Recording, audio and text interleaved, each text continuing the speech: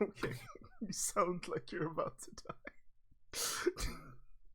No, it's just because it's like 7:30 in the morning, and last night I was hungry in the middle of the night, so I had to make munchies and then go back to bed and stuff like that, you know? Get on my level, man. Start Mm, drinking from 3. no. Join me in drinking from 3 a.m. and drink through the weekend. I thought that was something that you no longer do. I'm not drinking anymore, though. I just thought it was funny. Because alcohol is terrifying. Mm-hmm. Yeah. Oh my god. Okay. I got all the stuff up here. Mm-hmm. Damn, there. Okay, there. Hey, Fire Rat, what's up? Fire Rat. I think I've seen that name before. For oh, there we go. Okay, let's just see how many people online. It's probably gonna be a lot more like chilled compared to Normal ones? Yeah. Hey, yeah, Sophie. very. Sophie. Stuff is online. Hello. Sophie, I still want to do a show. Please don't say no. I love her so much. She was so nice when I asked for a show. She was just like, "Look, if I cut, I don't think I could do it. But if I decide to do it, I'll let you know." She was so sweet. Most people just told me no. Most people just tell me no and then ignore me. Or some people just don't even tell you Yeah, anything. and then you're just like, "What? I'm up a creek. I'm up shit's creek with no paddle. Like shit." Mm, yeah. I think maybe because they don't think that we're for real, which Yeah, is a little bit sad. I tried to buy that domain again, and I fucked up my email to them. I offered them $43 instead of Uh-huh. $443 because I did the math wrong. You were going to offer 443 Well, bucks for that's what domain again? the webcomicshub.com domain. That's how much it's worth on the internet. Like the appraisal, I went to like 4 appraisers, and they're just like, the price of this website is between $100 and $1,000. Holy honadol. Yeah, the things we do for branding and stuff, but do we actually still keeping the Webcomics Hub thing. It's Yeah, just the yeah. name of the podcast may or may not change, I don't right? even We just haven't decided yet. at this point, do we just keep it? I don't think they I think they want I think they'd rather we did. Hmm. I don't know. Yeah. Like it's simple, convenient. Hmm. I mean, the Webcomics Hub as a name is fine, but Yeah. yeah. We just like mentioned that we're live on Twitter and the Yeah. servers and whatnot. Where's my phone? Restream chat. What you've embedded that in there? Yeah. Is that for I just I just YouTube? I just put that in case you wanted to read it. I forgot that Hmm. because some people actually do check YouTube. If you're having trouble watching the stream, please make sure to check YouTube because there is just better quality there. I mean, it's just more like you're. I mean, it won't buffer that badly if if you can't like watch 720p for some reason. They also have the lowest Ugh. what you call it? They also have the lowest latency. The latency is, Oh. yeah, like on Twitch, I'm using Twitch's special low latency setting, and it's still takes longer than YouTube's What ultra low latency. what is this low latency thing? I have to like figure out like So what's essentially, this. when you like stream, you're just uploading a video Mhm. that's live playing. So low latency basically usually has the side effect of you can't change the quality of what you're uploading at all. No one can change it. Mhm. But you can upload it and it will be watched as soon as humanly possible. So that means essentially if you say hi, they can say hi back and it makes sense, not the usual 5 to 10 minute wait and then you're confused when they said that. Mhm. YouTube's ultra low latency is like I think 20 seconds. Mm. But you can't do 4K. It's 20 seconds, but you Uh, can't do 4K. Twitch's of ultra low course. I mean, latency is like 4K doesn't go with this sort of thing. yeah. Twitch's ultra low latency is like almost a minute and a half. I Mhm. think the one we get because we're not featured is like 3 minutes, but still like that's stupid. That's just stupid. Yeah, I think it is definitely built like towards gamers and all that. I mean, considering the ping and blah blah blah, well, Yeah, YouTube is more used to a wider variety of content. And although I think at one point they were just having they had like this whole drive to try and get gamers to go towards them and not Twitch. And then Twitch starts up creative. Twitch is like to pull other people, not just gamers. Twitch got money from Disney at one point. Disney was Did they? Yeah, Disney was like, because that's the reason they made the like so you can upload stuff and you can just press a button and it just replays it. Can you do a podcast with Toaster Dude? I want to do a podcast with Toaster Dude, but only I want Soap to come and tell me, please do it. Not because I want to feel good about myself, just purely because the novelty of it will never wear off. I will never forget that. It will be the greatest, third greatest moment of my life. Okay. And I'm just gonna drop a message in like some of the what is it? Some of the servers I'm in. I mean, I'm not gonna lie. I don't know what Soap will ever do. She's a terrifying woman. I respect her very much. What's a terrifying? Soap.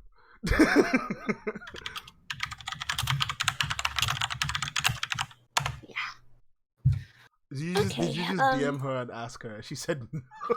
No, I didn't. I'm not in contact with Soap. I'm like you. Radar is just like, no, definitely not gonna happen. Dear Lord, I told Kari that I'll be like broadcasting, but I think he went until like somewhat late last night for his stream, so he might not actually get to watch it. But I'm just leaving. He's been working real hard, though, so like he genuinely does deserve rest. He definitely is. I mean, actually, a lot of the webtooners we know are working really hard. I really should touch base with Issa sometime. Like I saw some of her messages. And stuff like the stories on Instagram when she was at NYCC, which was absolutely dope. I'm like, more power to her. She deserves all the perks and all of all this stuff thing. I think we can start soon, right? We can start now. Do you actually want to? Just post on Twitter and stuff like that, and get people. God, you just said Twitter. I have never felt. Yeah. I love how people don't know that this is what happens when we don't think they're all gonna be there. Yeah. So it's like I don't know. I call it Twitter. Tumblr. Instar. Fuck you. Fucking go. Bookface? Bookface? Really? Oh my god. Yep. I don't know how I associate with you. I do that because I'm one of the glues that holds this podcast together. The other one being Yas when she can. What am I then? Chopped liver? Fuck. God, like, it's so good. I remember this. I'm sad by this impasse. No Toaster Dude podcast. I'll do a Toaster Dude podcast. Eventually. I might as well. I did invite Soap. She did say yes. So there will be a Toaster Dude podcast. There'll be a Super Salad podcast featuring some Toasted Dude. We all know that Super Salad is mostly made of toast. It's mostly. Do you mean if she's mostly made of toast, then what does that make Cat Loaf? Like, I don't know. Yeah. Why are you making me think of these things, man? Why am I? It's your job. We talk comics, obviously, by association. It's gonna happen. Oh gosh! Would you eat Cat Loaf? No! Would you eat Cat Loaf? I mean, there's a difference between I'd like to eat Cat Loaf up versus actually eating Cat Loaf, and I'm pretty sure you know which one's which. I mean, nothing's inedible. Wow. Okay. I shall present you with a portion of arsenic next time, and you shall tell me. This one is gonna kill me. Look, if I can eat a bear, I can eat a fucking Cat Loaf. You should try bear, by the way. It's really good. Yeah. Oh, Grammarly, help me.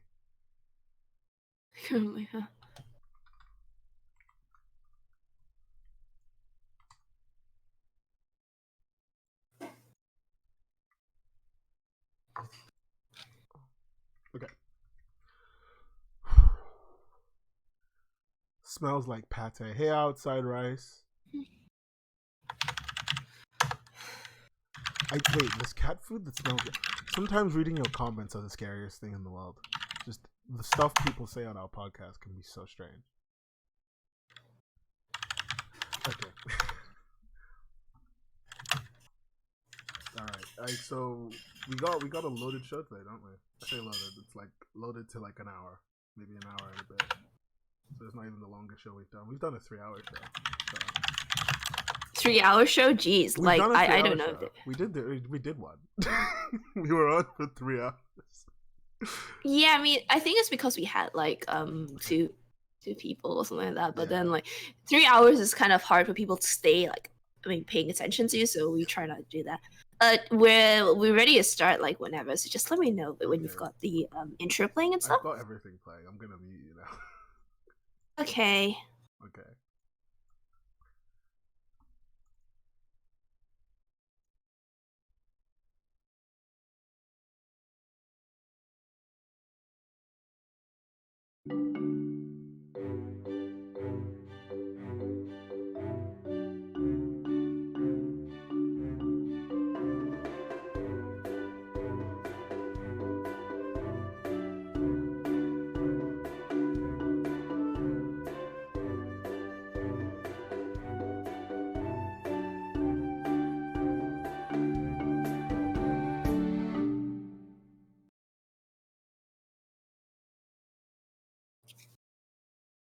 Oh, so we're live and we are back after a bit of touch and go here. And welcome everyone to this. If you're listening in, I am Kazastrophe, better known as Kaz, and I'm one of the hosts of the Webcomics Hubcast. And today is a more chilled indie show where we are not featuring an interview with a creator in particular, but just general fireside chat about ongoings with regards to webcomics. And joining me is Nen, our usual show owner, showrunner, and all around dope dude. If you want to say hi. I collect spores, mold, and fungus. Spores, mold, and fungus. What is this? Have you watched Ghostbusters? You know what? I actually don't remember a lot of Ghostbusters references, so shame on me. I will have to go and rewatch it. Are we talking about the old school one None of this freaking Melissa McCarthy shit. Hey, no. There's a time and place for that sort of thing. I just don't think the movie was good. That's my problem. Anyway, say hi. Say hi to all people. Hi. Don't forget me.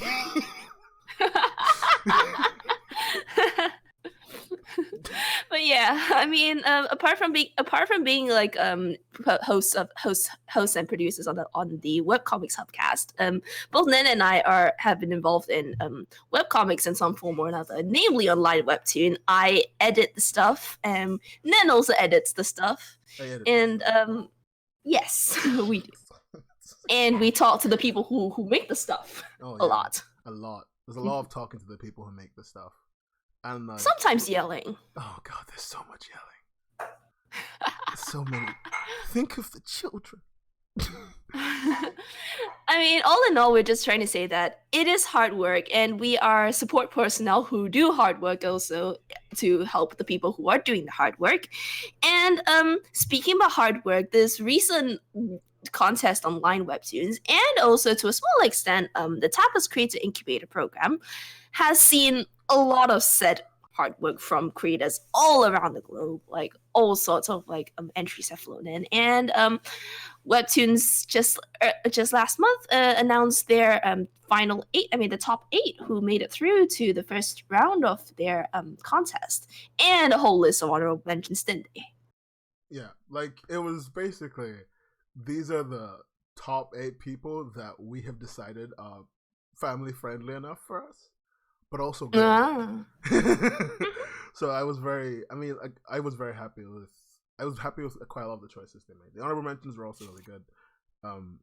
They did really pay attention to what came up there. Yeah, go on. I was a bit disappointed with some of them because I was like, something should be here, something shouldn't. You showed me the longer list, which, by the way, if you never check this webcomic, which I never do, called Lozzles, which is their update webcomic, there's like a super long list of like honorable mentions. Go and look at that if you haven't seen the honorable mentions yet. Lozzles is where it's at. Where I keep. I am going to throw the link in the chat, just so that people can see this. Yes. So, when Webtoons released the final 8, they also released this sort of like a subsection in that really nice image like beautifully laid out post on the website saying if you click like the various portions, then you get to see like honorable mentions for each section. Yeah.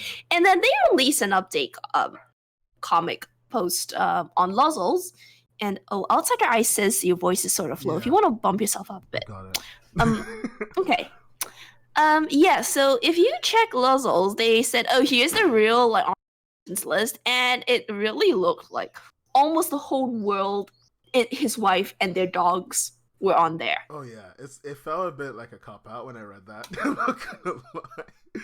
When you say cop out, like, can you elaborate on that a little bit? Right. So when I think of a contest winner and some honorable mentions, right? When I think of that kind of shit, I'm thinking there's gonna be the top group of people, and like at most per group, 4 people who didn't make it, but they were good.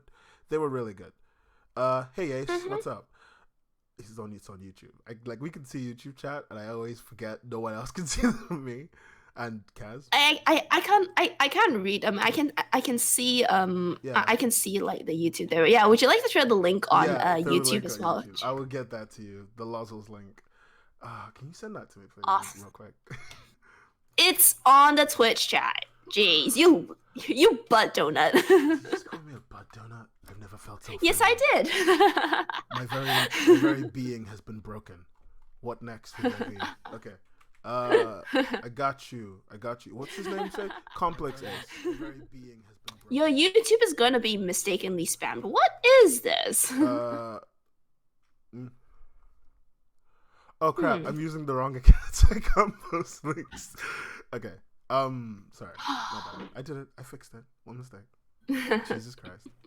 Well, while Nen does that, like those of you who are, looking at our screen right now, not just listening, and I wonder what you guys think about like the screen room. I'm really digging like how it looks now. You like all the extra stuff? Yeah, I do indeed. We've had some of these new sprites since come of the last couple of like shows, but it's just only now I get to sit back and like fully appreciate that. Yes, this is dope. This is really dope. That's fair enough. I really should ask Zebra for some of the sprites separately, unless I could send it to you if you want. Unless I upload it to photo or something. I can send it to you, whatever. But let's get back to the point. Like, so we were talking about. Let's get back to business. I'm gonna keep this boat going. We were talking. Yes, you are. Talking about the contest. Sorry, the dogs too want to keep the boat going. So where would you like to start? Okay. We want to address the top 8 or just some of the honorable mentions things, because we were going on this part about like how it felt like a cop out. Okay. So I want to address the top 8. So of the top 8, right? How many people do I genuinely think should be there? I think most of them should be there. I think there was a group that was severely lacking in just content overall, that just they had to choose something, so they chose something, and fine, I guess. And that was Most Epic. Most Epic was pretty lackluster. Oh, sorry. The dogs seem to agree on that. Or they're just agreeing on food, which is happening in the background. I apologize, but we all know like most of the time like this show doesn't function without the occasional dog interjections from Kaz's family. Oh my God, the dog is the best thing in the world. So when you say Most Epic, that's pretty much the fantasy action and action section, right? No one that was okay. So we know a lot of pretty decent creators, right? The problem is, I think we know like the top 1% of Discover creators, because it's like in Most Epic, the people we know who normally draw fantasy did not submit a fantasy thing for this. I don't think there was anything I saw that was from anyone we know for Most Epic. I don't remember seeing anything from anyone we know, apart from I think Asarosen. and it was Code, yes, yeah, who Code made Adam. it into honorable mentions. Yeah. Yes, I can understand why it didn't make like the top 8 and only just honorable mentions, but okay, this, I mean, we will come back to this sometime later, but quite a few of the honorable mentions, if you guys don't follow them already, have actually gone on to get offers for featured. Yeah. And it is a little bit surprising, I think. I'm not, I mean, I'm not gonna say surprising because they don't deserve it. I think it's just surprising because like it ended up like, besides just the top 8, they've gone on to like pick others, and I sort of expected that it was going to happen. You did? As to how soon they will look at after other people besides just the top 8. Yeah.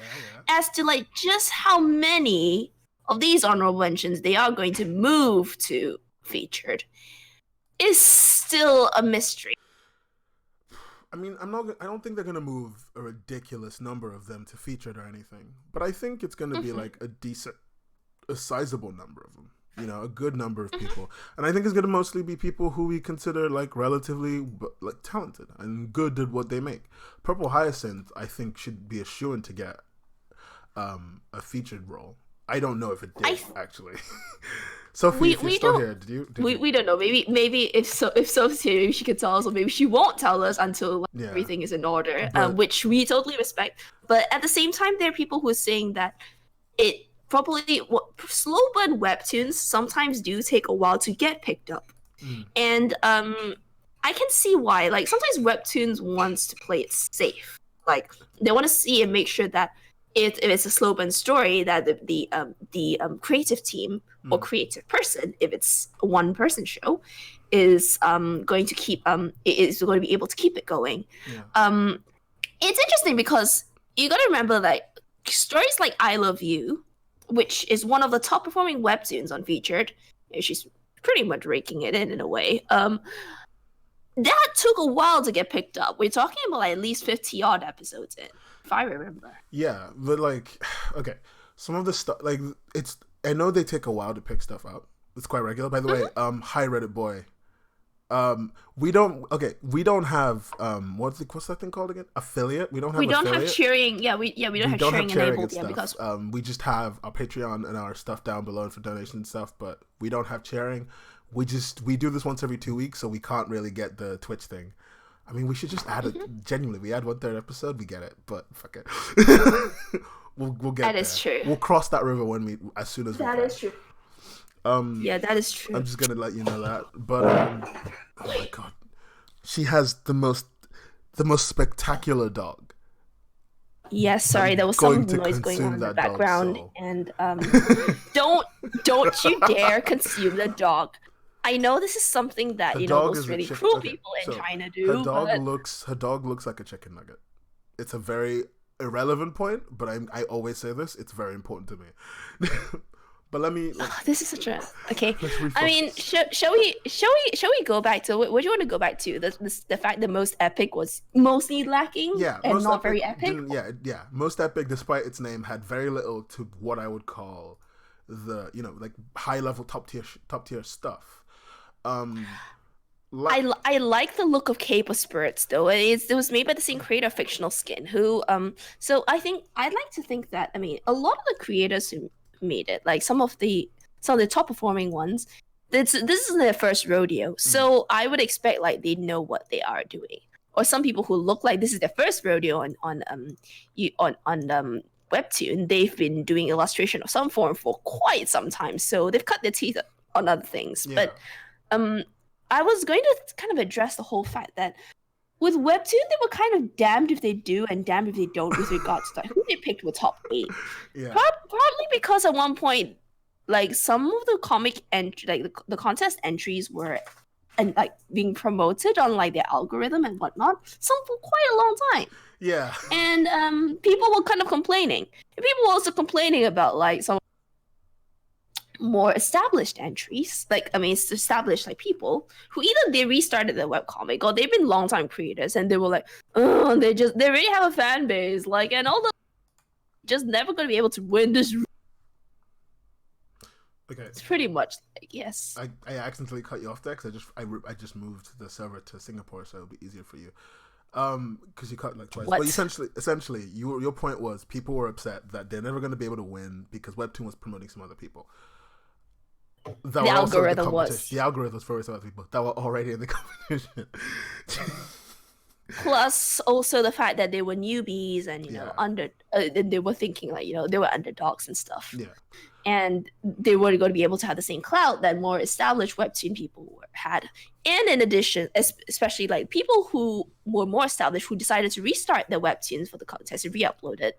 And I am pretty sure that some people would have salted on at least one of the series that made it to top 8, which I thought was a well-deserved series that made it into top 8. Yeah. And I'm also aware that she's been on the radar for quite some time, so it was only a matter of time when she made it to some form of feature. I should say, though, of everyone who got featured, only 2 comics that I know of are rehashes. Re-uploads and then just continuing your stuff for the contest.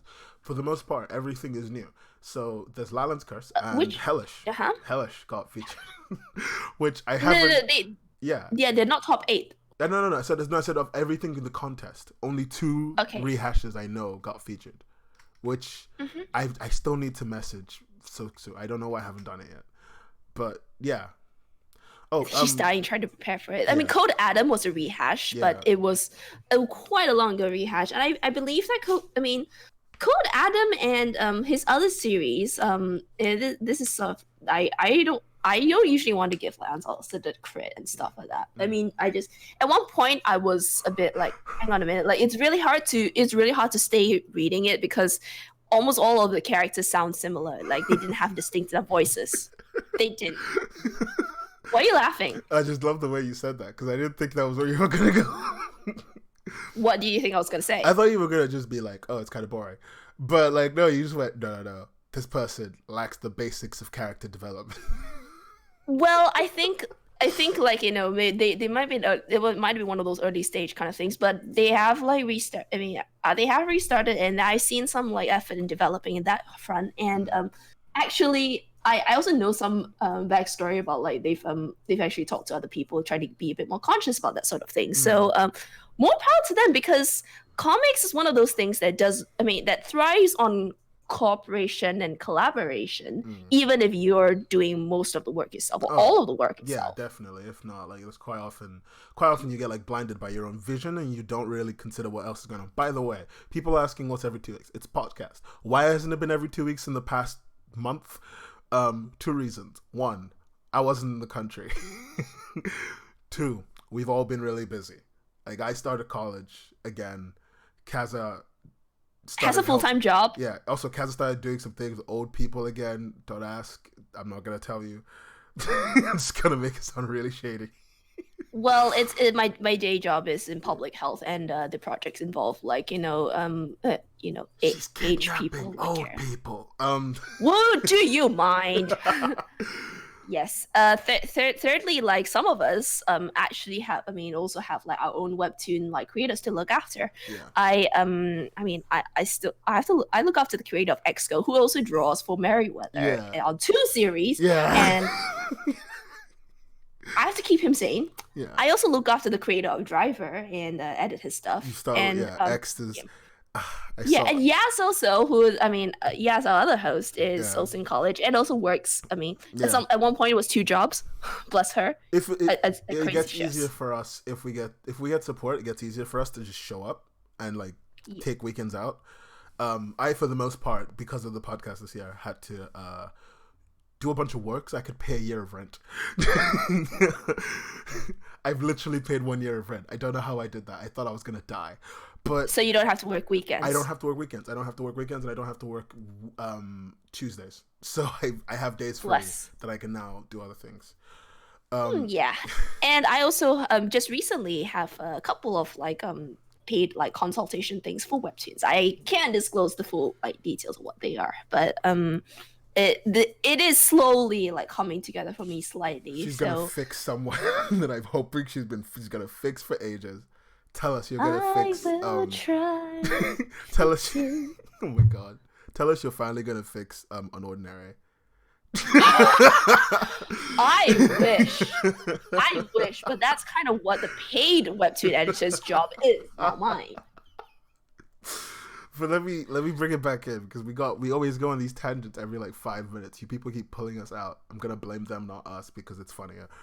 Oh, nah. Okay, so not many. So maybe about 3 that we've mentioned so far are actually rehashes, and they have improved, like, you know. And I think they've been on Webtoon. Some of them have been on Webtoon radar for quite a while. Yeah, I think that's the thing. Like, quite often these people are experienced creators that Webtoon's into. Webtoon already likes, and it's literally just a matter of time till they decide that, oh, I was gonna take you anyway, but it's good that you're making me more content. I think from the honorable mentions though, if I were to group up things in terms of where I think like their decisions were tough, I think the only group that decisions were truly tough was Most Gripping. Most Gripping is where everything was. Everything was there. Purple Hyacinth was there. Lalan's Curse was there. Fucking Hellish was there. Everything was there. No. Purple Hyacinth was in Most Feels, I think, not Most Gripping. It's one of the two. Okay, and I can imagine like there are a couple of salty like people who didn't make the long honorable mentions list. I did see in the comments, and at one point like some eagle-eyed people caught it, but then they caught the creators' messages were deleted. So at one point, in the early point of when the Lozels thing came up, Play Dead had quite a lot of people coming in and, you know, never getting do that. If even no matter how much you love something, if you go and shit on some other people's opinions because you're upset with something, or something you like didn't make it, you make the person that you really like look shit. Don't do that. Yeah. Yes. I mean, sometimes I feel bad because sometimes it's not necessarily the creator's fault. Most likely like they've not said much. They've only just said I didn't make it, but they're quite gracious, and the fans go berserk. Oh, fans are and I'm there like, and I'm just there like I get that a lot of the vocal population of Webtoons are young kids, and the older ones are just silent people who support, like leave a like, you know, they bookmark. They sometimes drop like $1 on Patreon or $2. They may like, you know, go and donate a couple of things or whatever. That's what they do. In comparison, like the younger ones, they just like leave lots of comments, and some of them not realizing the kind of like impression they give off and stuff. And sometimes though, it is also sometimes the message the creator kind of sends. I have seen like in the past like 1 or 2 creators who have been like a bit like, oh, I guess I wasn't good enough or things like that, and it's just like, yeah, you gotta chill out. It's painful. Yeah, it's painful, but you gotta chill out. You can't take it so personally. I think also like there are a bunch of younger creators. I mean, and towards the end of like the contest, like during entry period, I was also starting to see some people who were getting really desperate begging, and I feel bad, and I know I feel like, you know, in an ideal world, everyone who works hard and really wants it will get it. On the other hand, not everyone who works hard and really wants it is working hard in the right direction. So they're not working like some people, they're working hard without thinking. Yeah, they're not working smart enough. Like some people are working hard but not realizing like where they're actually lacking, and other people are just like, I really feel bad. Like, I mean, I feel like I'm nitpicking, but some of the people who I've seen like in the contest are begging, and other people who have said like, oh, yes, I wasn't good enough. It's like, let your work stand for what you stand. Just let your work stand on its own, and it'll be all right. That's it. There are I think there are some things that some people should realize that immediately, even no matter how good your art is or how good your story is, break your immersion if you don't do it right in a comic.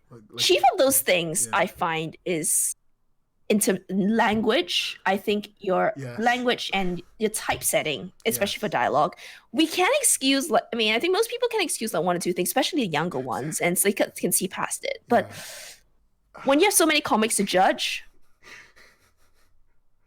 I can feel the typesetting in my mind. Pre-editing typesetting, Jesus. Oh gosh, like I mean, what's some of your experiences with it? Like Yeah. when it comes to like typesetting stuff. Yeah, the hard work will always like. Thank you, Sophie. That's really good. That's really good shit there. The hard work. That was not the right word for it, but fuck it. The hard work will always bring you something. It won't give you like. You're not gonna become the next. What's the person that name's an ordinary again? What's her name? Uru-chan. You're never gonna become the next Uru-chan, but you're gonna be important to some people because they like what you make, and you can grow from that and make more stuff. I think for me, during the contest, I think the saddest but also the most interesting person out there was Power Pills, the person who makes the comic Power Pills, because they're very, very interesting. Their storytelling is very interesting. Their art isn't the ultimate art, but who gives a shit? They had fans and they did well, but just Webtoon didn't consider them even in the honorable mentions. I don't think. They were still interesting and they were still fun to read. I can see why. I know. So. I gave it a full read, because like during the contest, I was reading as many things as I could. Like I didn't. More power to you. Like I found it really hard to keep up with to a certain extent. So many minds.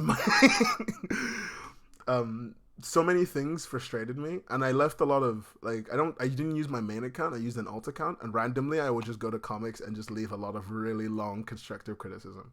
Because I'm just like, hey, these are all the things I think you can do that may help you. Bye. And I will never come back again. Yeah, so you left some constructive crit. Did they respond to it? Yeah, most of them did. Most people actually did read all the stuff most of the time I would get like a comment reply that's like, oh, thanks, that's some pretty interesting things to think about. I didn't think about that. Or they will correct my misunderstanding of situation, which it's always good to know, because if you don't understand and maybe you said something because you think you have the full story but you don't, it could mess with your criticism. But it was a good everyone was relatively nice. The people I talked to, at least. Yeah, I think most authors kind of forget that because they know this story. They know the story, or they think they know the story. They kind of assume that because they convey things a certain way, everyone is going to see it in the same way. But like I mean, not all the methods of being used to convey like a certain plot point or a certain like character motive, will be read and understood in the same way by the viewers. Maybe because the viewers can't relate to it yet, they're too young or something. They've never experienced that sort of thing in their life before, culturally and stuff. Yeah. So it doesn't always come across like that. So I think like I mean. Execution is just one of the hardest things to do in a webcomic. But I think of the people who did get to the top, let's just call them the cream of the crop for now, till I tear one of them down by accident. But the people who got to the top are all, in my opinion, very good creators. Lalan's Curse from Isaki, who made Lalan's Curse, that's some top-notch shit. Like we featured her here. Yeah, she's a babe.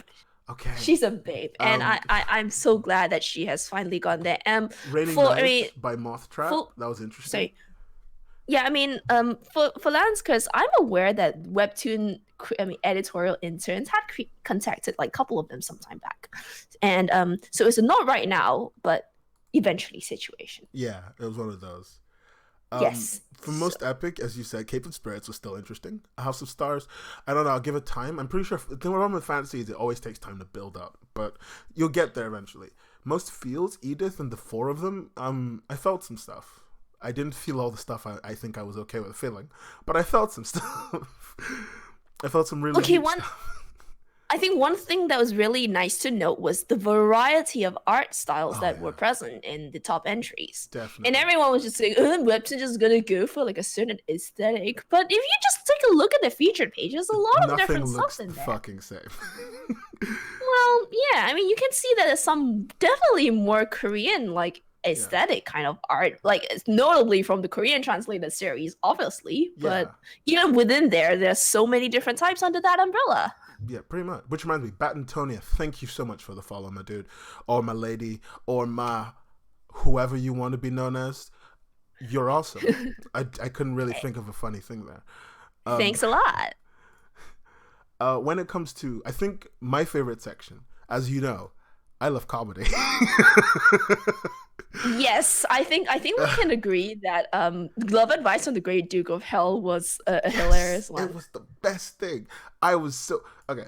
So I never fangirl. You know this. I basically don't give a shit. Um, but I'm only a big fan of three people. Fleor, who makes a comic about cat detectives. Frickin' Hmm. Jockley, who makes comic a week for 100 weeks, which is a comic that's gonna end in like the next 20 weeks. Yeah, it's a comic that's planned to take about 2 years. Hmm. And finally, the person who made Love Advice from the Great Duke of Hell, Unfinished Stories. These are the three Hmm. people I'm a fan of, and I was gonna tweet him and be like, I was gonna tweet him or her. And I think it's a her. I was gonna tweet her and be like, hey, do you mind just answering a couple of things? And then I just I kind of punked out, and I was really nervous on Twitter. It was like, what if they don't answer? Hmm. Was it a I dude? mean, Fair enough. I want to hear from like our Oh, I met him in New York. It's a Yeah. dude. Badminton. Yeah, okay. I want to hear actually from our chat, like who like other like series that they thought like were pretty great, whether they were in honorable mentions, top eight, Yeah. or not at all. I am aware of like besides Playdead who didn't even make it into honorable mentions. Like I'm aware of like some creators, like longtime creators, actually like notable from Discover as well. So Scars Clover, the creator of Stars Clover, Hima-chan, she made a new series for the contest, and it didn't get a mention as well. And on the other hand, like there were honorable mentions that didn't actually like get Mm-hmm. the minimum amount required for to be considered part of the contest, but they were still put in honorable mentions as well. I think at that point we're looking at Webtoon just going, "Hey, this is what I'm into, and I'm gonna talk about it for as long. This is what I'm into, and I'm just gonna put it up here, even if it's not fitting the rules at this point. Because I've chosen the winners, fitting the rules. I can do what I want now. You know, that's pretty much what they got. To. Possibly, Like, yeah. I've chosen the winners who fit the rules, and at this point, I can do whatever I want. Because, like, honestly, I think the honorable mentions overall were really, really good stuff.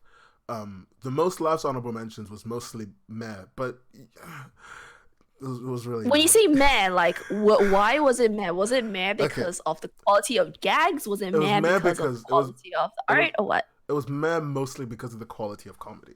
The artists are all fine; they make good art. Like at this point, I think the people who are entering are just really good art. Like, at least at that point, are really good artists. Their comedy Hmm. was a bit lacking, for me at least. I one of them. I don't know why the hell it's even there, but not gonna bother. I mean, can you elaborate on like what's lacking comedy? Okay. Because I mean, obviously everyone's got different like Well, requirements of like what they want in comedy. okay, so like Nerd and Jock Adventures, for example. I had read Nerd and Jock Adventures. It's one of the honorable mentions for comedy. I'd read Nerd and Jock Adventures, the original version, Hmm. for ages. Like the creator posted this ages ago, and I think they've been doing it for about what, a couple months, right? Hmm. The comedy in that is just about the conflict between two people who are different. That's it. Vastly different, but that's their comedy. It comes arises from the situations that they find themselves in. That's the comedy that everyone here has. There is no Okay. comedy based on anything like I trying think to be funny I or think sorry, yeah. sorry, just I mean, interrupt you there because you've brought up a really decent point. Like, I'm some like a couple of people who I work with, they want to write like short like gags, like Yeah. slice of life stuff, and and I have to tell them like especially they because they want to do overarching story with a slice of life, and I have to remind them. Are your characters actually characters, or are they just a vehicle for a certain punchline or gag you want to say? Exactly. And this is one thing that I just really get annoyed about because because you have like a gag that you probably find quite funny because it was a situational thing that you reference like to something in your life, like your friends and you all like made this and it's kind of humor and all that, and then you decide, okay, I want to. This gag is really funny. It really means a lot to me. I'm gonna put it in my slice of life comic that you know where the characters may or may not be based off my friends. But because you changed like the background of it, you're gonna end up trying to change a lot of things to try and fit that one gag, and more often than not, people do not manage to pull it off. because the situations that led up to like the line being said as like, you know, what it was, and the line being funny, they're highly contextual. I mean, and that usually means you have to straw man the crap out of every character. And yes, Jenny, the odd couple trope. That's what they were relying on, and that's one of the reasons why I'm gonna get into a little bit more detail as to who I thought was better, and as an honorable mention later. But that's one of the reasons why I'm very happy that Love Advice from the Great Duke of Hell. Sorry, I'm like kind of a bit agitated, but Love Advice from the Great Duke of Hell won. I'm quite happy that one, because that one isn't based on an odd couple trope. That one is based on, all right, there are things going on. They are actually funny. You know, my character isn't a vehicle for my humor. It's not just a thing that's going to do things when I want to laugh. Because that's when, like, it's a very common thing to do in comedy. And I'm not saying it's not funny. I'm saying that it's not consistently funny enough to even be bloody worth it. It's I mean, to the people, if by any chance that anyone who knows them is listening to this, or if they are listening to this, do realize that we when we say this, we come from a place of love. Yeah, I don't think they're bad creators. I just think that they did a thing that most people who do comedy sometimes do. They relied on a trope that worked in premise, but isn't the best trope to go for. And when you go to comedy, yeah. I'm kind of wondering if the way that people like default to this sort of like quote unquote comedy is as a result of like our current like fast meme sharing generation, because memes are relatable to almost anyone. So you kind of think that you mean like you know, the same gag or punchline is going to work in a lot of situations. Like it doesn't matter who the character is, but that's not exactly. Memes are relatable, funny because they're relatable, but they're not relatable. They're not funny and how do I put this? Memes are funny because they're relatable. Memes are not something that is just like a vehicle that someone has just gone, this is supposed to be funny because it's relatable. They go, no, this is something that happened to me and I thought it was kind of amusing.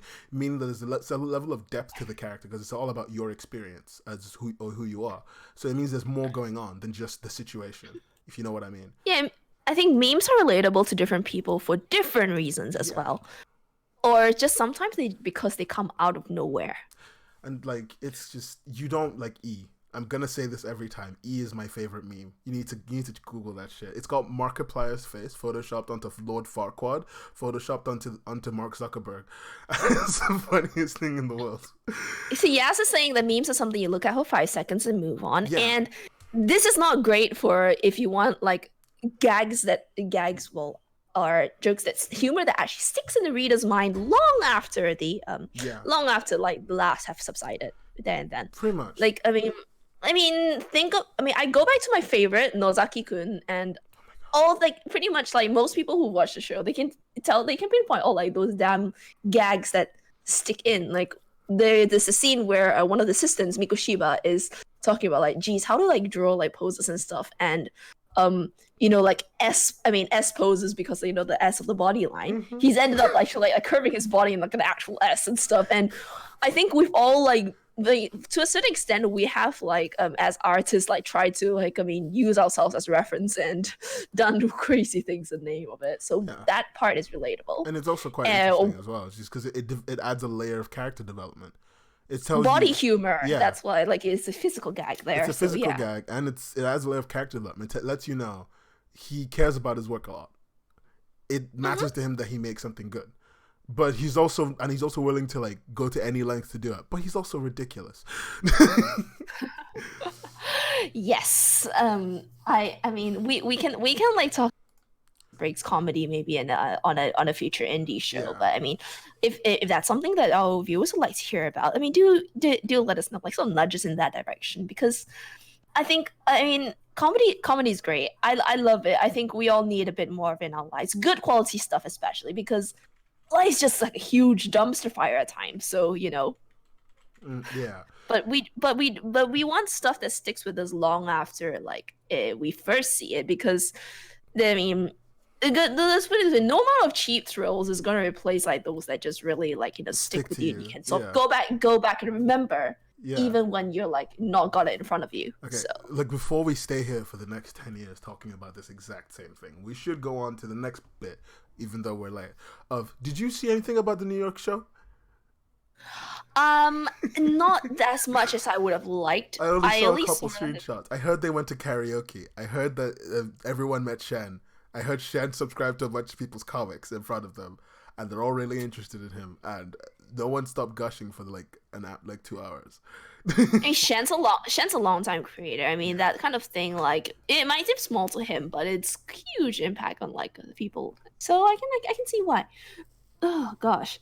Usually that's something that's relatable to a white audience ends up being trite and funny. On that note, I wonder where one would classify Shen as, because it's quite his stuff is really quite relatable. But he also changes the formula so much that like at this point, I don't think calling it relatable is I don't think relatable humor is what it is. I think it's some kind of like, no, it is, but it's like he takes relatable humor and he puts his own spin on it, and it makes you like see more into it. Remember when he went through an emo phase, and I say emo phase, I mean a comic only, where he stopped using his Shen avatar. He started using the anime protagonist avatar that had lots of muscles and strange hair, fucking sword, JoJo style. Yeah, it went crazy. Like it's middle of the whole thing. Or when he started It's just that he goes through arcs in his stuff when he changes up. Like one time he drew on the plane, I think yeah, he drew on the plane, and he just kind of went, fuck it.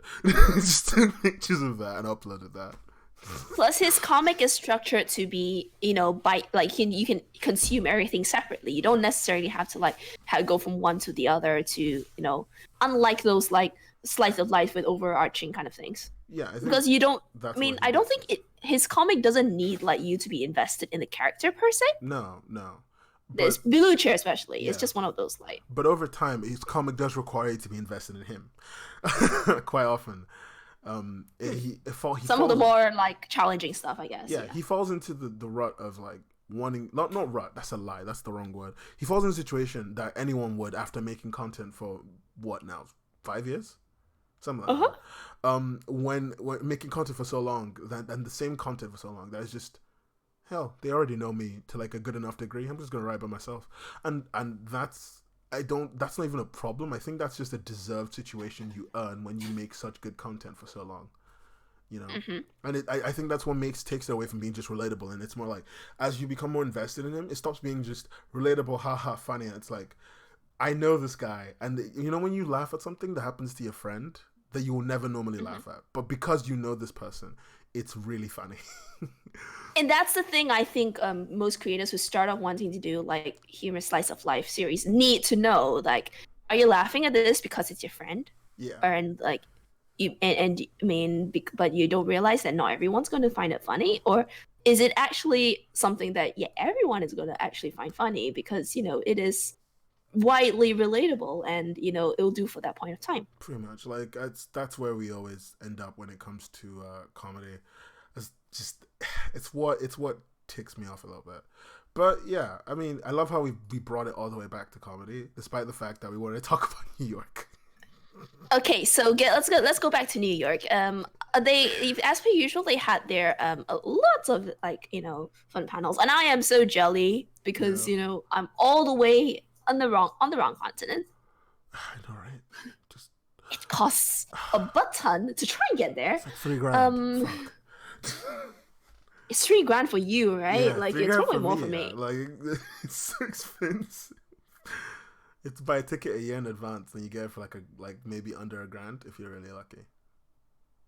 Yeah. And it's always on some shitty weird airline like Norwegian Airline. No offense, oh my god, fuck. No offense, Norwegian Airlines. I don't mean that. Do not copyright sue me, please. Thank you. All right. Okay. So, what other things have you noticed about New York? I mean, I think they've posted quite some nice updates on their Instagrams and their other like socials and stuff like that. I think it just made me realize like how great it probably feels to finally talk to someone who understands what's a webtoon, two who understands like having to like just you don't really get to meet people who are gonna make stuff like you do. Like it's not very often you meet them, at least where you live. Like I think I'm the only one in my anything. I think I know one person that reads webtoons, one, and one person out of like out of like 200 people that I work with, go to like college with, all that stuff. Like it's not very often you meet someone you can share a lot of your stuff with. So I think it was just really great for them because they managed to actually meet people who get their troubles, but also who are excited that they run the site that gives them the platform to do that. I mean, lots of Webtoon staff were there. Sure. Head of content was there. One of the head editors was there. The head of Discover was there. Oh, yeah. What's his name again? Tom. His name was Tom, wasn't it? Yeah, Tom Ackle was there, and did you know, by the way, like this has come like from a few different sources already who've confirmed this. They've met them in person. There's only one person who heads up the Discover section. Yeah. It's bonkers. Like they make do. Wait, they make do with like skeleton staff. Yeah, of course they do. It's Naver. Yeah, so you want to say that? As someone who's Naver's a huge corporation in Korea, I know. though. Yeah, that's why I'm saying it's Naver. It's not. Okay. Let me just clear this a little bit. Korean companies are weird. That's just the easiest thing to say in the world. They're weird. They come from a structured culture where everything is controlled. So when they come into a place like our free market, it's not very common for them to see like this much enthusiasm. And I'm pretty sure, I can bet you, they don't even think people give enough of a shit. Like one of the biggest problems I think Webtoon currently will have, and this is just a really short side tangent. But one of the biggest problems they have right now is monetizing their platform. That's probably one of the reasons. That's one of the reasons why they find it so difficult to keep paying people. It's monetizing their platform is hard, and like instead of taking advantage of what most Western websites do, which is stick an ad on it. But stick a big enough ad on it, and everywhere, it doesn't matter what it's on, so that people can see it, and try and get ad deals that pertain to you. They try to go through the routes of like, first they went through the no ad route. That doesn't work. That's what Vine did. Vine died. Then they go. Yeah, I know, right? Rip Vine, Ripperoni, Viperoni. They're trying to go through the Google Ads route, and I'm happy they're finally doing it. But I don't see it implemented even nearly enough. I use the app, I get no ads. That's really weird. I am getting like ads quite a bit. I don't get any ads. I don't know. Maybe they don't have ads in the UK. I don't fucking know. All I know is I don't get any ads where I am, and it's infuriating because it's like. Speaking of which, right? Line also because Google ad policy, it does weed out quite a few quite a few series for monetization as well. Yeah, it does. It like has a lot Discover. of rules, and that's another problem. That's one of the reasons why oh, that's weird, Arthur. I need to check what's wrong in mine. But that's one of the reasons why I'm like, why aren't you getting ads that work for you? Like, there are lots of companies that are interested in working with in advertising to young, impressionable teenagers to children. Because Google just data collection they have on you, tweaks it like that. But it's just like at that point, it's when you start making your own ad system for your own website. You start putting your own types of ads. It's like I use this website for to talk about games. I used to use NeoGAF, but like this website I use on the side, and on that website there are a bunch of ads that are just about games, but about games I've never seen in my life. But that's how the ad stays afloat. It advertises games to gamers, and even if it's games they'll never play, it's they made their own advertising system, so that they wouldn't have to use Google's rules because it's such a complicated roundabout way of handling problems. But what do you think? Yeah, what do you think about the fact that they are getting a lot of new tie-ups with big name creators? They were saying Stan Lee is invested again. I've seen so many Stan Lee comics because I am on the press. I'm on the press docu, so I get press emails so often, and I get them weeks before they come out in real life. And dude, I want to get on the press docket. I should send you some of them sometimes. They're not amazing. They're just this is coming out and this is by this person. No, it will really help me because if my job is to keep abreast of the times, then yes, I would need to know that. Okay, cool. I'm always aware. You should just but here's the problem, right? Here's the problem. It's That's a problem. Here's the good thing. My bad. Here's the good thing. The more that Webtoon embraces the mainstream and the mainstream embraces Webtoon, the more validation we get. And the more validation we get, the better it is. It's kind of like when YouTube goes out and then they get Drake to play video games with someone or something. it feels like a cop out because you're like, why are you going to an outside creator? But it means more people come in, and if more people come in, then more people more likely to see your shit, and that's a good thing for all of us. I mean, I still remember when YouTube was just only like for home creators, and now like record labels just use it just to put music videos up. So any old Joe or Jane pretty much is on YouTube. Like it's permeated your life, like your life, like your daily life. So if Webtoons is like that in Korea, it's not quite like that in it outside the rest of the world. Yeah, one of the big problems we have is how we pay for comics, because they have something called the iPin. It basically they have a system in Korea that essentially means you can pay for anything without needing a card. You just use your identification number. And it's linked to your bank account? It's linked to your bank account. It's linked to your everything. Wow. But it basically means you can't spend, if you're not from Korea, you can't buy things from Korea. You can show up. You can have a bank card, MasterCard ready, everything. You can't buy anything because you don't have an iPin. I mean, that would be, I mean, I wonder how like you'd get youngsters to be able to like, yeah. Now, this has like some like implications for like youngsters who really enjoy comics and like. Well, like Tapas's coin system is very interesting. I think what they should do is they should probably have a way of getting it that isn't having to go on the internet. Once you have to involve a bank card, it becomes complicated. If I was able to show up with some cash and get it, I think that would be in possibly more valuable. How about minors and consent for that? Because not everyone has a bank account. I mean, depending on their age. Yeah. And to be fair, in the UK, 12 and up is bank account age. I know America is. But not everyone. Yeah, 12 and up is a bank account age, but not everyone like has it set up. Yeah. At that point, it's just you have to make it so that cash is a method that I can use.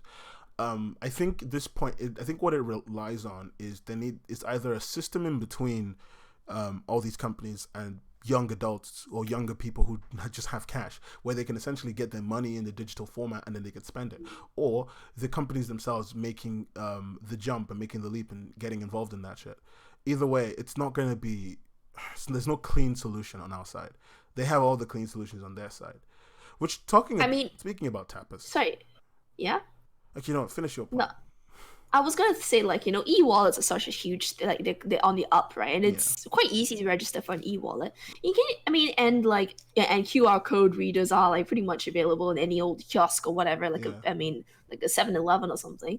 You imagine it topping up an e-wallet and having like a QR code scanner for your mobile phone, because youngsters have mobile phones. That could be an easy way to get like cash into that digital format without needing without needing like a bank account that registers your details per se. I mean, obviously I can see the implications of potential money laundering and stuff, but but like that is a very valid point. That's a very useful way for people to move money around and access their comics, because at this point, look, all these comic sites are great and all, but they need a monetization method. Otherwise they're gonna sink like rocks. When you were a kid, you could just go and buy like an issue of Bean or whatever from your local newsstand without having to be like a certain age and having a bank account per se and all that. The good old days. Like you just get your like allowance every week or something like that, and you go to like your nearest news agent or whatever, the corner store.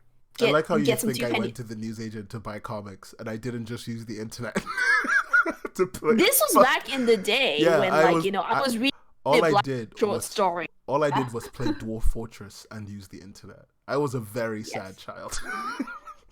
Dwarf Fortress is a game you play with spreadsheets. Maybe Archie comics or whatever. But by the way, like when mom read Archie comics when she was younger, that's not really my cup of tea. Archie comics that's tough sell. I don't know. But yes, that's the thing though. Like when you want to make comics available to a wide audience, I mean, I get it. Like manga in Japan, like it's cheap. You can get it from like any old shop. And also, all the payment systems are more fluid. They just have more fluid payment systems, and we don't have those.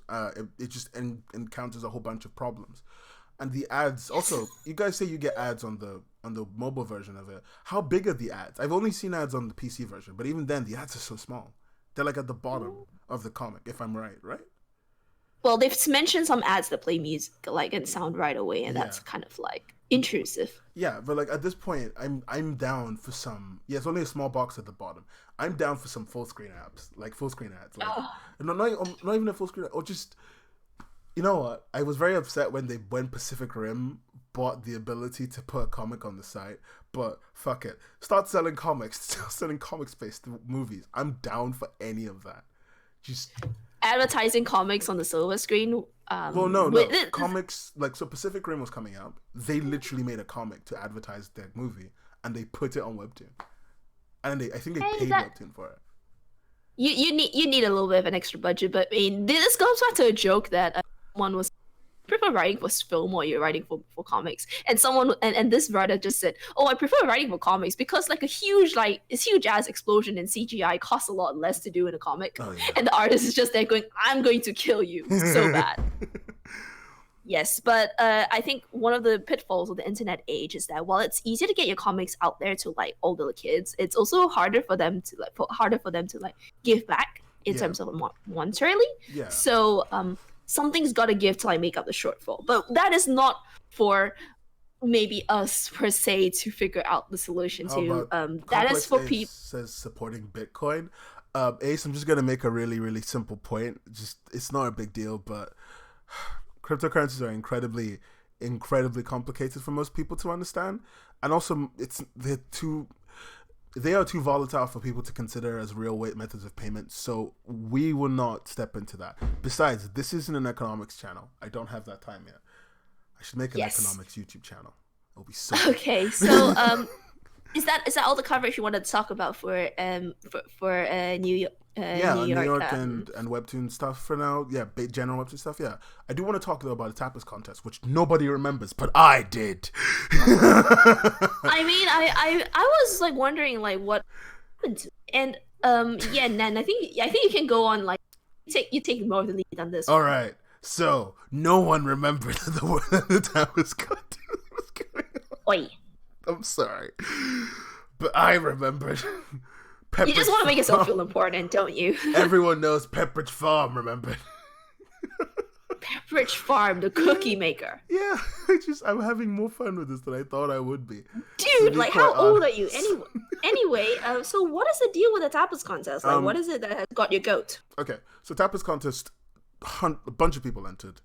I'm going to say in the hundreds because Tapas doesn't actually tell you how many people entered, which I'm quite upset about. But sure. So how do you know it's 100 then? I said I'm guessing it's in the hundreds. I have no fucking clue. That doesn't actually tell you how many people entered, so I'm just gonna say it's in the hundreds. But I do know the winners, and there was 2 comics that won, and I'm posting them. I'm talking about them up here because they were really good. I think it does shine a light on what Tapas thinks that they're heading as a company, and that they think that they're heading towards a more about good content and less about like trying to hit, an aesthetic every man. Base. Yeah, exactly. They're just going for that prestige stuff. And I'm not saying it always hits prestige. Even one of the comics that won has a problem that I'm gonna point out when I show it. But for now, I'm gonna just talk about the 2 of them. So the first one that won is called Dear Diary. Yeah. No, the first one that won is from the artist who drew Dear Diary. Just give me a second. Let me get that up on the screen. Let's see. There, Dear Diary. It's a comic that's just about the author's life. It's pretty interesting stuff. Like, I will tell you to check it. I don't usually tell people to go to Tapas, but I'll tell you to check it. The creator's name is Tabfu. She's French. Her stuff is very interesting. Her comic that is coming out though for Incubator is called The 5 Suits, which seems to be full of actions and stuff. But this is the work she's currently doing, and I think it's good to say it's a very interesting premise. And then the next comic that I'm going to talk about is called Essential Chemistry. So this comic is really weird. I read it, and it's by someone called Sarah Swati. This comic is really weird. So I read it when I was going through the list, and it's really just, it's a chemistry lesson. But it's not the one that's actually going to be. No, not the one that's actually going to be featured. The one that the creator Sarah is going to be featured is called Swaha. Swaha. Mm-hmm. It's supposed to be an epic romance comic. But this is the kind of stuff she makes. In this comic, I'm gonna say this to anybody. This is not for the faint of heart because it has so many typesetting problems, especially at the start. Just where tech. Remember when you showed me that draft of that person's comic? Oh yes, Imagine, on X comic, yes. Imagine like a double worse version of that. With like Maybe lots of like they just embraced where they're placing things and then they just emboldened it and covered it in white text. let me quickly segue as to why typesetting is more important than people realize. It's not just a vehicle to like plop your dialogue in and be there. Yeah. Because comics are such a visual medium, and you can tell because like a tech sound effect that is done in like standard anime Ace or Comic Sans God font, right, is gonna have a different impact than something that is actually drawn and like properly rendered as a sound effect like text. And the humans are visual creatures. Comics are a visual medium. If what you are putting visually in the typesetting and dialogue part does not mesh well with the comic, like it needs to stand out just enough so that you notice the dialogue, but not so much that it becomes such an eyesore. If you don't get that down, I don't care how good your art is. That eyesore is just going to stick in my mind like a lot more. What's so funny? It's true. It's very true. That's why graphic designers are paid what they are paid. Everyone knows UX graphic design yes. is my passion. Oh, good lord. Yes. So it is why letterers are a separate job in like the big DC and Marvel like imprints and stuff like that. Like I remember reading about that when it came to a lot of DC comics. It's just some writers are so demanding of the people they work with that the letterers just go crazy. It's just like, where does text go? I can't see anything. It's all dark. But yes, anyone who is considering doing a comic and when you get to the typesetting phase, in fact, like, I mean, there's a reason why I always tell people, please sketch in your bubbles before you like start lining your dang comic, because people either don't account for like the placement of bubbles, and then once they slap it on, it just breaks like how nice the panel looks, like whether that's balanced or not. Or they account for it, but then their bubbles are shit. Yes. At one point, I am actually going to do like a different stream on the channel about like stuff like editorial 101. Yeah. Yes, editorial 101. And we're just gonna cover like typesetting for like at least one whole hour. I kind of feel like it's one of those basic things that people should know, but for some reason they don't. Yeah. And because they're just going by what they see in other comics, especially, and this is a huge problem with translated manga, which is not ideal because manga is written in a vertically language. Look, I'm gonna just tell you, if you're looking at translated manga, those are the artists. Those are a bunch of people who know a lot of Photoshop, making the best of a shit situation. They are doing that. God, I know a bunch of scanlators, and I used to work with a bunch of them, and it's just like killing yourself to fit text in there sometimes. Like, sometimes you see those dual text bubbles, right? Most of the time, dual text bubbles are not part of the comic. We add those in post. Like, they add those in post, and then they add the text in, because it's like, they put so much text, but because it's in Japanese, it can fit in that really tiny space. Webtoon manga font that they always use, I don't know what it's called. Anime Ace? Is it called Anime Ace? Because we have it. Anime Ace is a very common one, like commonly used one. Now, there are other things like serif eye versus like non-serif eye, like eye with the crossbars and eye without the crossbar. Yeah. Like there's convention, like you should be using the crossbar eye, like it's a pronoun or at the start of a title. But let's not get into that so now, because I will save that for my lesson. It's stuff that I keep telling a lot of people, like many different creators. But for now, right? But yes, like. Typesetting, more important than you realize. Please don't ignore it and just think your art and story will carry you through. Indeed. Because but I will. I think people can try to look past it, but people can try, but it can be an issue. I'm still going to encourage you though, quite heavily, to check out Dear Diary on Tapas. Really check that stuff out. It's very good. And Jesus Christ, Sesame agrees. I'm gonna eat that dog. It's really nice. It's very emotional.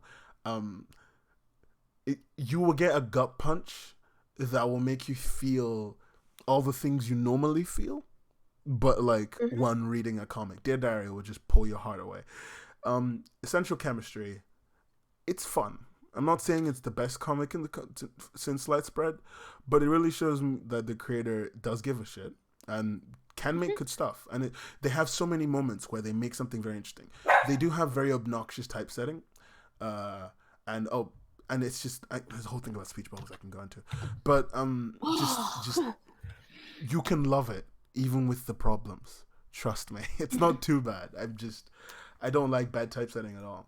The nice thing about like bad typesetting is that a decent editor does actually harp on these things and places importance on it, will be able to help, like, you know, minute you know what to look out for in typesetting, and fixing it is going to be a lot quicker than you realize, and it just lends a world of like a difference to your comic, like gives that pro level touch to it. Yeah, definitely. If like it, but on the other hand, if you don't notice it, for some people it's like it's something I can't put my finger on, but it's probably because it's a scrolling webtoon, I can't ignore it, but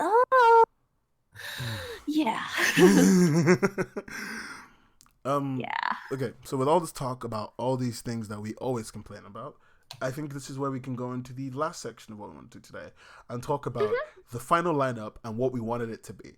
All right? You can choose any 8 comics, but you need to choose your top 8. Go.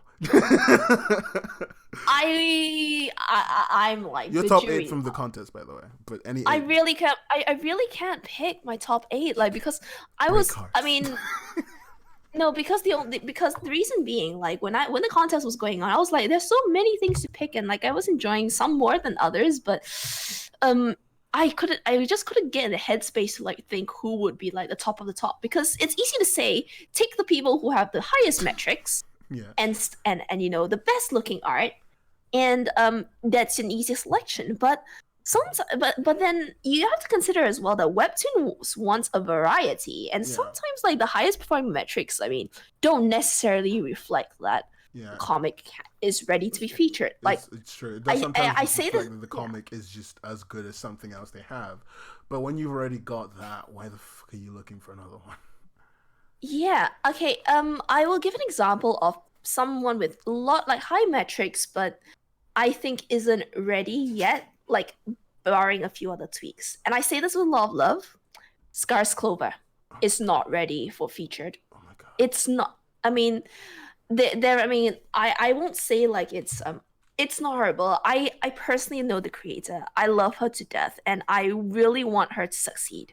That said, there are things that for a story of her genre, the requirements just aren't met quite yet. I mean, she's got the advantage of being one of the earlier comics, like earlier long-running comics, to build up that fan base, and she deserves it. And I mean, I know she works hard, but it can be quite. I think this applies to any creator out there, whether you're just starting out and you're like wet behind the ears or an experienced one. Most of the times you think you know what you're doing, especially like if you're experienced, you've done this long enough, you've consumed all possible resources out there. I mean, those of you who like, you know, just draw and like don't think about the technicalities behind what makes a comic work or not, hopefully you do eventually. But sometimes when you think, okay, why is my thing not working? Like, you then start comparing yourself to other people. Now, the comparing is one of those things where I can really like rant about it, but another day. You start comparing and you see something that they're doing and you're not doing, and you think, okay, maybe I'll do that. Maybe that's their silver bullet that will solve everything. It's actually kind of like what, you know, the whole thing, like, you know, oh, like my movies are not working, what's going on? And there's like, okay, fine, everyone's doing 3D animation and CGI, and that's what seems to rake in the big bucks. Let's do CGI and 3D animation. Well, forgetting to consider it's the sum of the parts. And then you try the thing, you try it for a bit. Sometimes it works, sometimes it doesn't, for a little while. And then you see someone else who doesn't do it and they still get featured or leapfrog over you. And you're like, but why though? And I feel it's really sad when creators start boiling down, like making like successful comics to a few like push button, receive bacon kind of things they should be doing. Yeah. I say push button, receive bacon because it's like, you know, push a button, like do this, you get instant whatever. And sometimes feedback isn't instant. Like, you don't see the result of you trying your new thing out until later. Yeah. And by that time, some people have given up on this new thing that they're trying out to Yeah, better the sometimes comic. And I'm you just really like, have to stick to what you believe in when you're making stuff. When you're making comics, really, you're making anything. yeah. Um, I'm Oh gosh, yes. I know why you're so mad. Don't worry. For me though, because I spent so much time reading them, because I was in the middle of a holiday. I had nothing better to do. I didn't make a top 8. You were in Africa. You were not blessing the rains down there. And I was blessing anything I want, but I did make a top 8. My top 8 was pretty good. I'm not gonna lie, in my opinion. But hey, what do I know? So my top 8 was pretty much Lionel's Curse was still there. Duke Love Advice from the Great Duke of Hell was still there. Yes, those two I would Yeah. And the other one from my Escape of Spirits would have been up there. I Yes. put because there was nothing else. But in my most feel section, I had Twigs, which if you haven't read Twigs, it's the Twigs. It's fucking adorable. The Twigs is adorable. It's about this like chicken duck thing called Hamilton. And all he says is Hugh. He doesn't say anything else. But everyone can understand him. And it's fucking brilliant. It's fucking brilliant. I don't know. I love it. What do you call it? The 4 of them was still... Oh my god. I will Sorry. kill your dog. The 4 of them was still there. And for my most laughs, I did have... I'm trying to comparing topic important. Would be cool to have a go for it sometime. Yeah. Sorry, I was just reading a comment. My most laughs had Love Advice from the Great Duke of Hell. And this is where I'm gonna make my comment, and this is the reason why what do you call it? Soap is gonna love me. Is because fucking the fucking comic, right? Badass love story protagonist. Badass high school love story protagonist should have been in there. Okay, I will fight to the end of my life for this, or at least until I'm tired, because old age really gets my back. But it should have been in there. No, genuine. From a genuine perspective, like the level of the kind of comedy it had was. Remember how I was talking about? It's not just about making things relatable. It's about making things interesting but also like adding like actual character progression in every single element, in every important element of your story. Like, so you make a gag, but you still, show me why you actually care about your character. She does that, and she does that in the whole comic, the whole way through. She's very good at character progression. Sunnyside Skies is the testament to it. It's a long running story. I love Sunnyside Skies. Like I need to binge that again. It's on front page like right now because it's just that good. Long running stuff. Soap's work is top notch. You want to check out some good work, check out Soap or Salad and just read all her stuff. And I'm not just saying that because I love her with all my heart, but she knows I love her. Objectively, yes. Objectively, yes. I can't wait for her to be on the show. Really, yeah. I can't. She said January. I said yes. She literally said anytime. Yes! She literally said anytime in the beginning of the year. I said yeah, fuck it, because I didn't have any spaces at the end of the year. At the end of this year, because we got that show and with Mary. We got that show with Dan, which I am so excited to meet Dan Scott. I'm not fangirling, but I'm excited. He's agreed. Mary's agreed as well, which is one of our biggest coups so far. Like, I mean, I can feel my face. I mean, I can feel my face and I'm with you. You love it when I make those references. Yeah. But yes, I mean, actually getting like yeah. we're moving on up, guys. Like we're getting some good guests. Making some stuff. You can get a hype. Can we get a hype in the chat, please? Hype. Hang on, I've got hype emotes. Let me use that. You have hype emotes, Jesus Christ. Which reminds me, I didn't say this before, but and I forgot to say this ages because I told you about this, but I haven't talked to anyone else about it. So the Webcomics Hub has been helping a very good friend of ours, Wednesday Ash, run his Kickstarter for his book, and we got funded. So that book's coming out. That's great. It's going well. It's for the physical version of his comic Cloverlines. We got funded. Things are going great. I just wanted to tell you that that's who our sponsor is. For just for today, the only day, because it's not every day that someone who makes a webcomic gets to have that thing in a physical print. I'm pretty sure on some level for everyone who makes a comic, that's a big thing you want. a physical version of it that people are gonna read, and people have chosen to read it. A bookstore bought it, by the way. A bookstore bought 8 copies. Wait, they bought Cloverlines? They bought 8 copies of Cloverlines.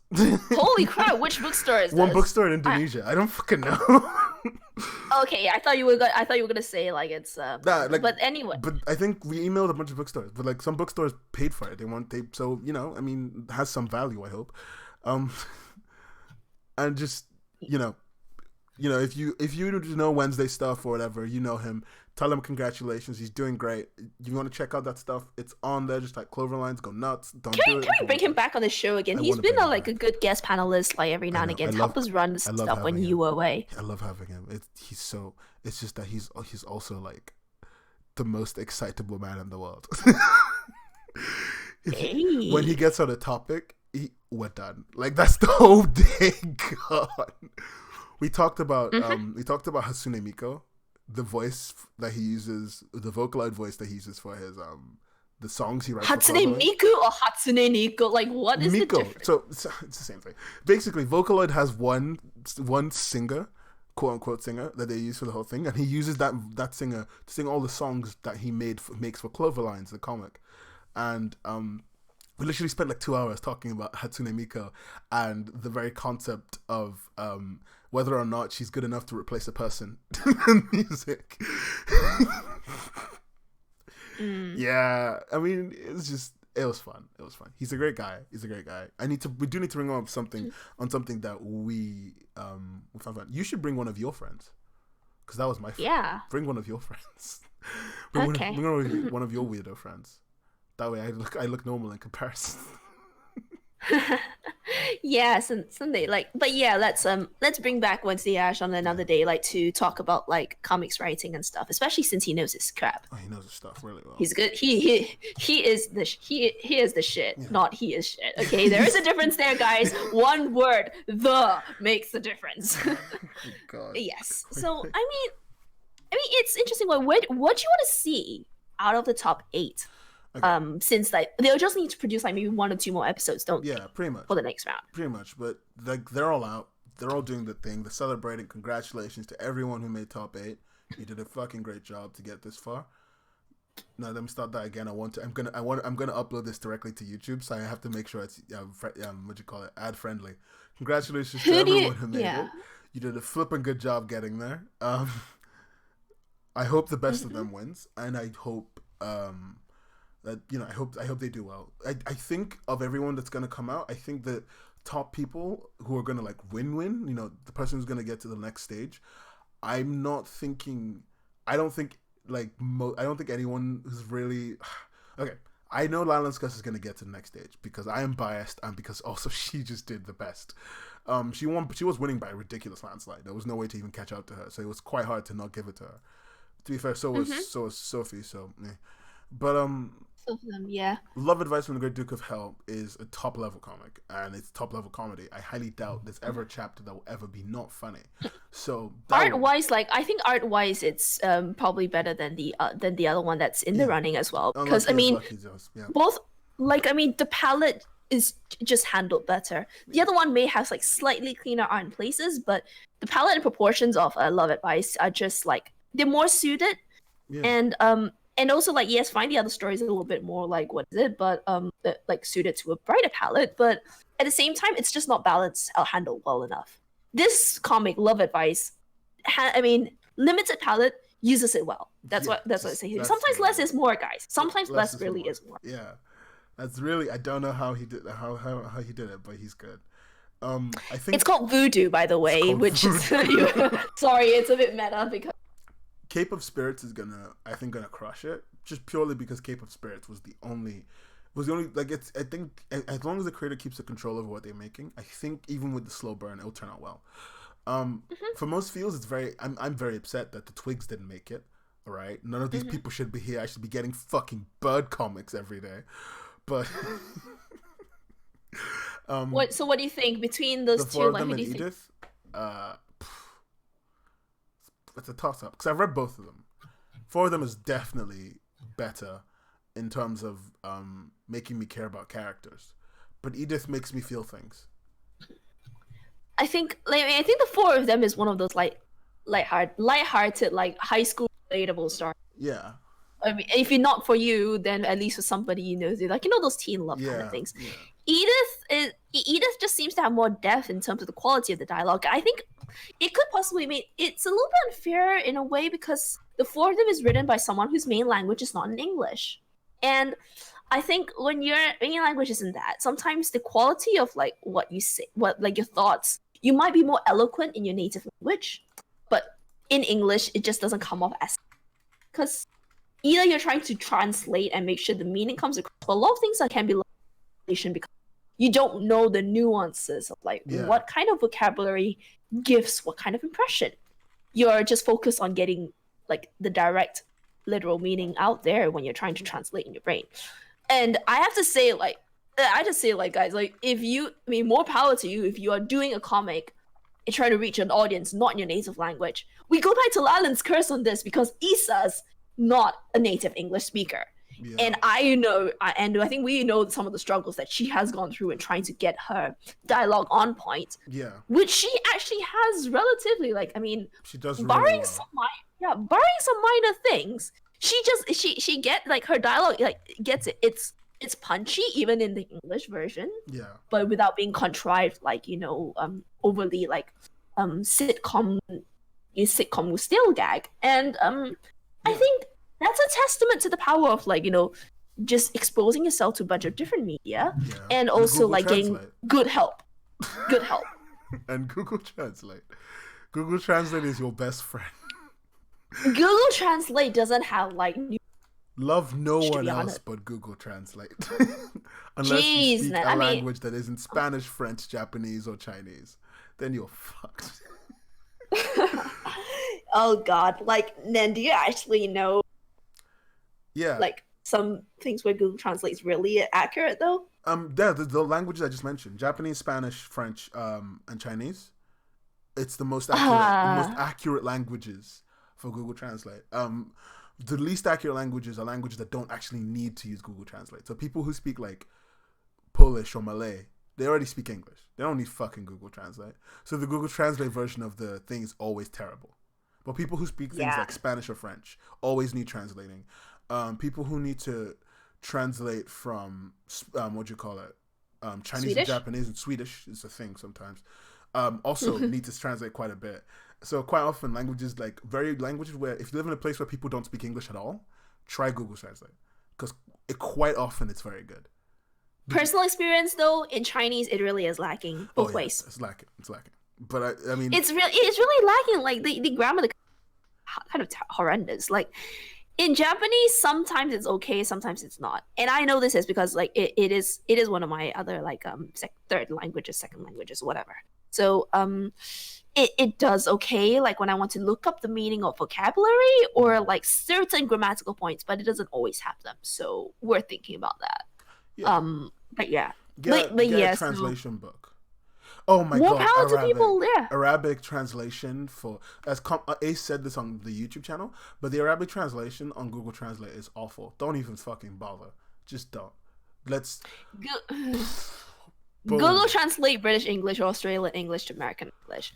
I think, right, this whole Google Translate thing is really a testament to the power of like just how much creators are going to be willing to go and trying to like get their work out there. And it's great that the internet allows you to do that. Back in the days, you kind of have to like hope that a publishing arm, a licensing arm like Viz Media would pick up your manga if you were doing it like in the time of Smack Jeeves when that was relevant and Comic Fury, or it's still relevant in some ways. I mean, but Comic Fury isn't relevant anymore.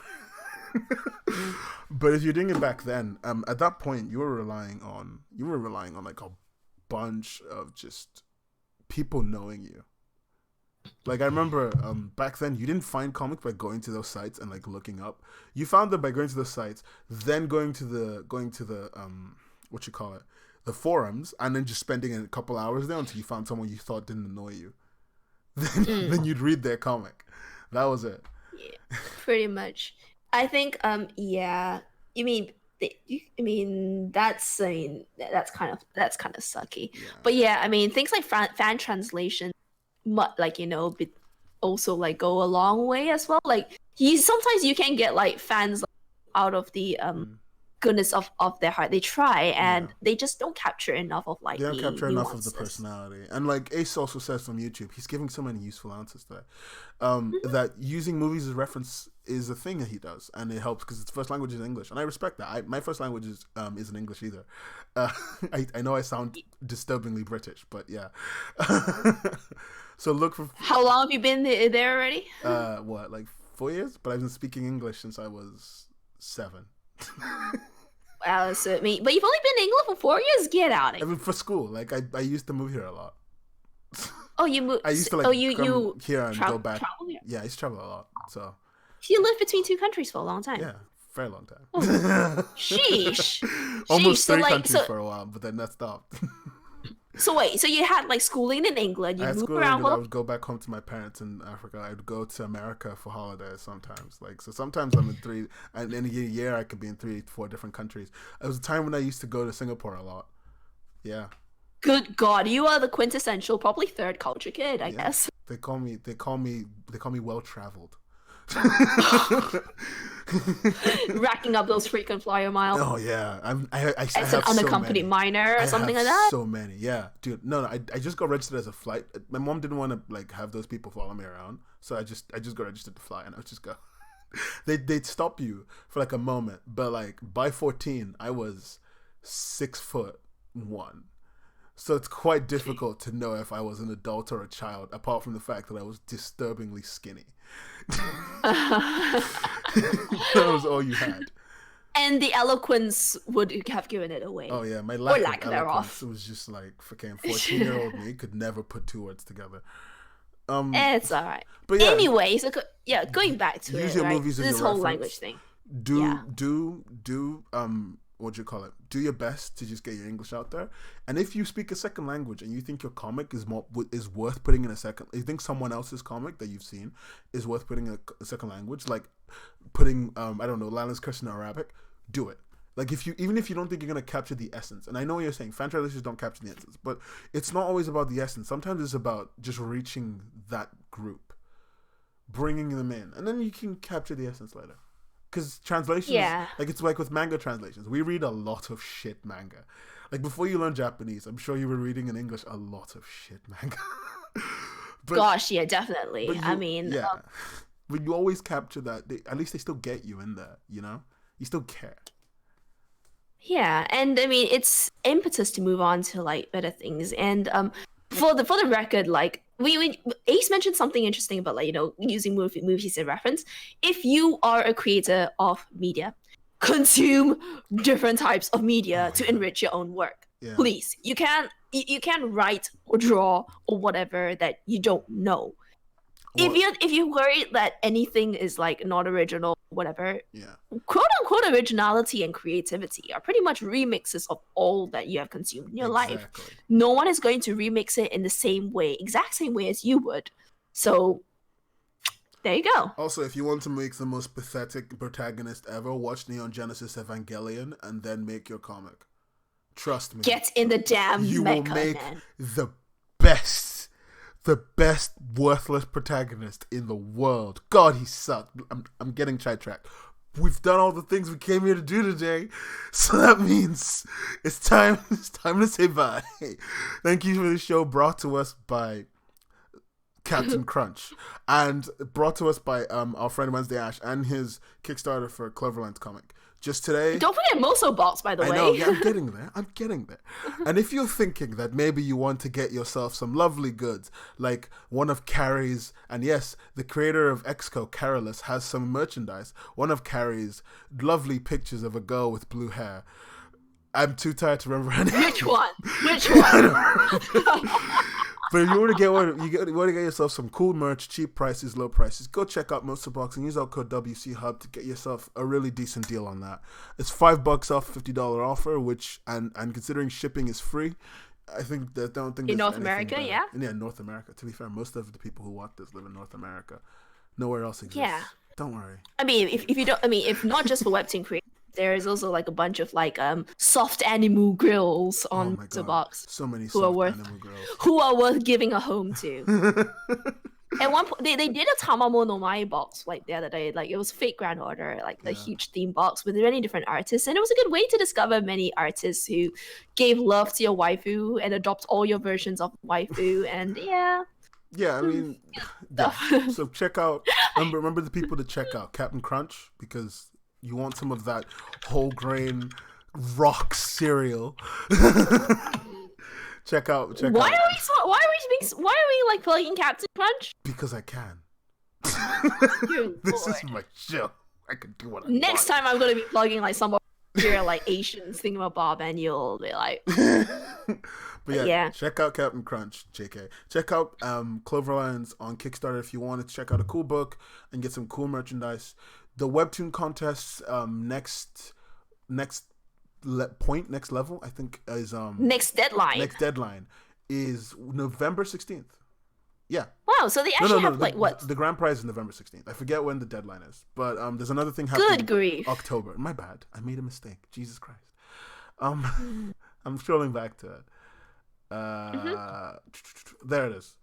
But when is the next stage? It's round 2. It starts in 8 days. It starts in 8 days. So no, it ends in 8 days or so. 8 or so days. It ends October 28th. And the 8 contenders publish 2 extra chapters. And then that's done. And then November 5th, I was still right. November 5th, they choose 4 finalists. And then final round is mid-November.